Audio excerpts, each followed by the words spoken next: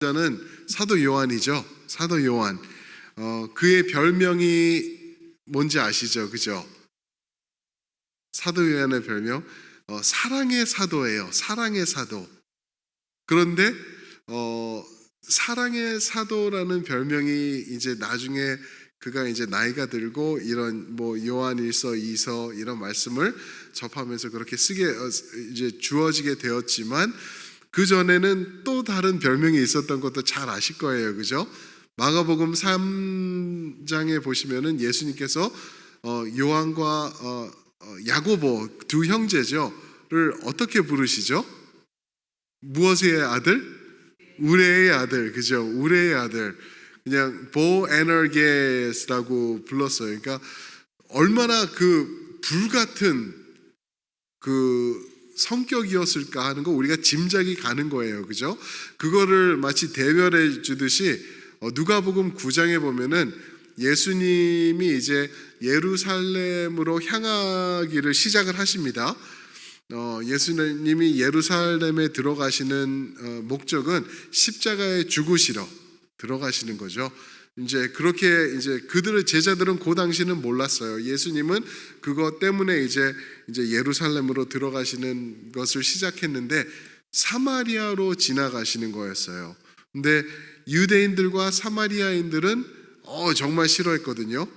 아시죠? 그래서 글로 지나가는 것도 피하고 삥 돌아서 요단강 건너서 또 강 건너서 아래로 내려가고 그렇게 했던 사람들인데 예수님께서 제자들과 지나가는데 이제 사마리아로 지나가는데 그 사람들이 예수님을 반기지 않는 거였어요.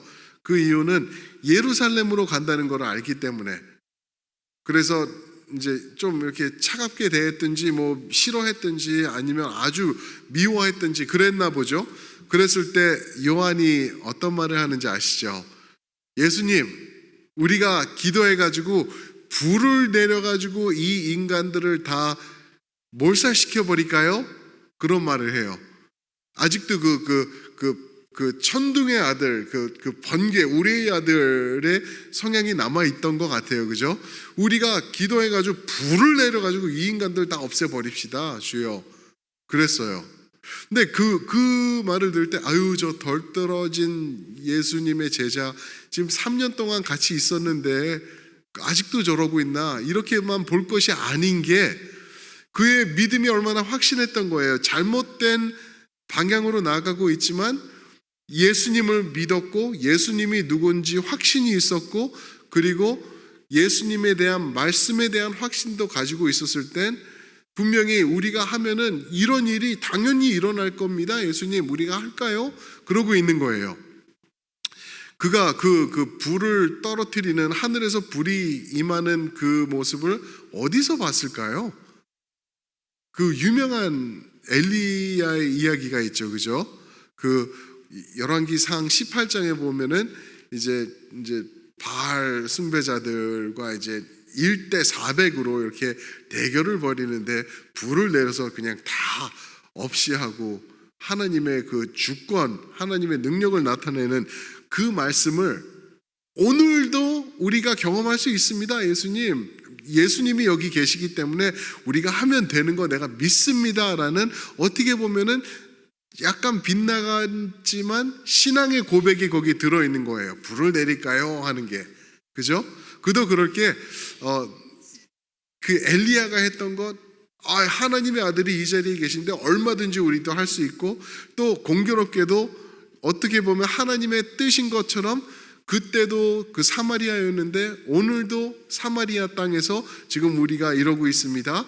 그리고 우리가 믿는 하나님도 동일하신 분이고 우리가 갖고 있는 믿음도 똑같고 그렇습니다. 우리가 할 수 있습니다 라고 보여주고 있는 거예요. 그러나 이제 요한이 한 가지가 없었던 게 있죠. 한 가지 가장 중요한 그 인그리디언이 있는데 그게 빠졌어요. 그게 뭐냐면은 없던 것이 무엇이냐면은 사랑입니다. 사랑. 그래가지고 이제 나중에 먼 훗날 나이가 많이 들고 이제 노인이 되었을 때에 이제 그가 글을 쓰면서 요한일서에서 사랑을 얘기하고 하나님은 사랑이시다. 우리가 사랑해야 된다, 이런 말을 이렇게 많이 접한 것 같아요. 유일하게 순교당하지 않은 예수님의 12제자 중에 한 명, 이 요한이죠. 나이가 많이 들어서 이제 많은 것을 경험하고 하나님의 사랑을 깨닫게 된 사랑의 사도, 우레의 아들에서 사랑의 사도로 변할 때는 엄청난 아픔의 순간들도 많았을 거고요, 힘든 모습도 있었을 거고, 그러나 결국에는 그런 사랑하는 사람으로 바뀌게 되는 거죠. 이를 통해서 마치 사도 바울이 그 사랑장이라 그러죠. 고린도전서 13장에서 말했던 그러한 것들을 우리가 비추어서 볼 수가 있을 것 같아요. 뭐 진리를 가지고 있고 능력을 행하고 또 뭐 이런 뭐 귀한 것들을 한다고 하더라도 사랑이 없으면은 아무것도 아니다라고 말했던 것, 사도 요한이 깨닫고 있고 알고 있는 것이죠. 그래서 이제 그가 이제 말을 하는데, 오늘 7절 말씀에 보면은 그렇게 사랑하지 못하는 자들을, 사랑이 없는 자들을 미혹하는 자들이다라고 말을 하고 있어요. 조금 어떻게 보면은 이상한 표현일 것 같은데 그렇게 단언하고 선언하고 있습니다. 왜 그러냐면은요, 하나님의 말씀은 진리, 그죠? 이것이 우리가 진리를 가지고 있지만 사랑이 없으면은 그것은 거짓이다, 그것은 미혹되는 것이다 라는 것을 말하고 있는 것입니다.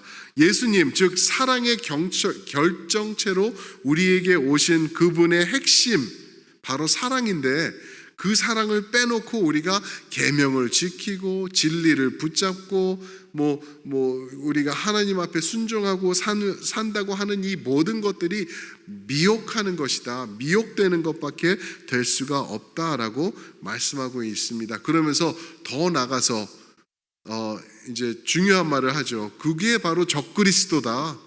적그리스도는 뭐 마귀같이 생긴 사람이 뭐 뿔 달리고 뭐 이런 사람이 나오는 게 적그리스도가 아니고, 사랑이신 예수님의 모습이 우리 안에 없어서 미워함밖에 없다면은 그게 바로 적그리스도다라고 이제 성경에서 드러나는 적그리스도 4번 나오는 단어를 마지막으로 이 사람이 이렇게 쓰고 있는 것입니다. 언제요? 성도들에게 말하면서 당신이 사랑이 없을 때는 당신이 적그리스도입니다 라고 말하고 있는 것입니다.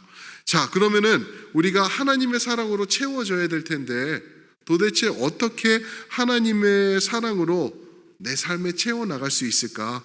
도대체 어떻게 우리가 진리만 호소하는 것이 아니라 사랑을 붙잡고 온전한 모습으로 나아갈 수 있나? 오늘 말씀 9절에 보시면은 그 이야기를 말씀해 주고 있습니다. 그 비밀이 나오고 있죠. 9절 한번 한 목소리로 읽어볼까요? 저와 함께 읽겠습니다. 시작. 지나쳐 그리스도의 교훈 안에 거하지 아니하는 자는 다 하나님을 모시지 못하되, 교훈 안에 거하는 그 사람은 아버지와 아들을 모시느니라. 이것도 좀 헷갈려요, 그죠? 교훈 안에 거하고 교훈 안에 거하지 않는 사람은 뭐 이런 표현이 나오는데, 여기서 말하는 교훈은 무엇인가요? 오늘 말씀 바로 위에 있는 6절 말씀이 그 교훈이 무엇인지를 말해주고 있어요. 6절 보시면은, 또 사랑은 이것이니 우리가 그 계명을 따라 행하는 것이요, 계명은 이것이니 교훈은 이것이니, 그 말이죠. 너희가 처음부터 들은 바와 같이 그 가운데서 행하라 하심이라. 여기서 말하는 그는 사랑을 말하고 있어요. 사랑. 그래서 영어로 보면 His command is that you walk in love 그랬어요. 사랑 안에 살아가는 것, 사랑 안에 걷는 것을 말하고 있습니다. 그래서 9절에서 2번에 걸쳐서 말씀하시는 이 교훈 안에 거하는 것입니다. 교훈 안에 거하는 것이 우리가 사랑으로 무장되는 방법입니다. 교훈은 사랑 안에 거하라는 그 하나님의 명령을 말씀하고 있죠. 요한복음 13장 34절 35절에 가면은 새 계명을 너에게 준다. 이것을 통해서 너희가 나의 제자인 것을 또 알게 될 것이다. 서로 사랑하라라는 그 계명을 말씀하고 있는 거죠. 근데 여기서 중요한 단어가 요한이 아주 중요하게 쓰는 단어가 9절에 나오고 있는데 그것은 바로 거함이라는 단어예요. 거함이라는 단어. 퀴즈. 요한이 얘기를 할 때 거한다, 거하라, 거하지 않으면 안 돼, 거해라 하고 한 9번 정도 거하라는 단어를 반복하는 말씀이 있어요. 그죠? 어떤 비유의 말씀인지 혹시 기억하세요? 누구와 함께 거하라? 그렇죠. 포도나무. 할렐루야. 요한복음 15장에 보시면은 나는 포도나무요, 너희는 가지니. 너희는 열매니가 아니에요. 너희는 가지니. 그죠? 우리가 할 일이 있다라는 것을 거기서 말씀해주고 계시는 거예요. 포도나무에 붙잡혀 있고 포도나무에 연결돼 있을 때 우리 안에서 열매가 맺힌다는 거예요. 그 열매가 바로 사랑의 결정체를 말하고 있는 거죠. 그러면서 이제 우리가 예수 안에 거해야 된다라고 계속 말씀하고 있는 것입니다. 예수 안에 거하는 것은 무엇일까요? 그 어렵지 않을 것 같아요. 예수 안에 거한다는 것은 그냥 일거수일투족을 예수님과 함께 하는 거예요. 나의 생각과 나의 발걸음과 나의 결정과 나의 말과 나의 모든 것이 예수님과 동행하는 것. 예수님과 함께 있어서 그분을 떠나서는 시체밖에 되지 않습니다라는 그러한 표현이 나오는 것이 바로 예수 안에 거하는 것이 아닐까 생각을 해봅니다. 뭐 예수 안에 거하는 것, 뭐 내가 뭐 이거 하는 것 저거 하는 것 이런 게 아니라 그냥 예수님 꼭 붙잡고 나의 삶이 그분과 나누어져서는 그냥 존재하는 의미가 없습니다라고 하는 것이 바로 예수 안에 거하는 것이라고 우리가 생각해 볼 수 있을 것 같아요. 그러면서 우리가 깨달을 수 있는 게 뭐냐 하면은 하나님이 원하는 사랑이 있지 않습니까? 예수님이 원하는 사랑은요, 우리가 노력해서 행하는 게 아니라는 것. 나무가 이렇게 있을 때 나무가 노력하는 거 보셨나요? 이 열매를 맺기 위해서 내가 열심히 집중하고 내가 가지로서 내가 할 수 있는 거를 다 하고 조금 더 하늘 높이 뻗어 나가서 햇빛을 받으면서 뭐 이러지 않아요. 가지는 그냥 가지예요. 나무에 붙어 있는 게 가지예요. 그게 다예요. 그런데 나무에 붙어 있을 때 누트리션과 좋은 것과 건강한 것들이 들어가면서 자연스럽게 맺혀지는 것이 열매. 그렇죠? 우리 삶도 동일한 것 같아요. 예수 안에 거하고 예수 안에 일거수일투족을 함께하며 있을 때 자연스럽게 맺혀지는 게 사랑의 열매라는 것을 우리에게 말씀해주고 있는 것이죠. 근데 우리가 가끔씩 착각을 해요. 우리가 착각을 하면서 생각하는 게 사랑은 이렇게 하는 것이다. 사랑은 저렇게 하는 것이다. 이게 사랑이고 저렇게 하는 거는 사랑이 아니야. 이렇게 우리가 판단할 때가 있어요. 그래서 우리가 우리도 더 사랑스러워지려고 우리가 노력하고 그러는 우리 자신을 발견할 때가 있거든요.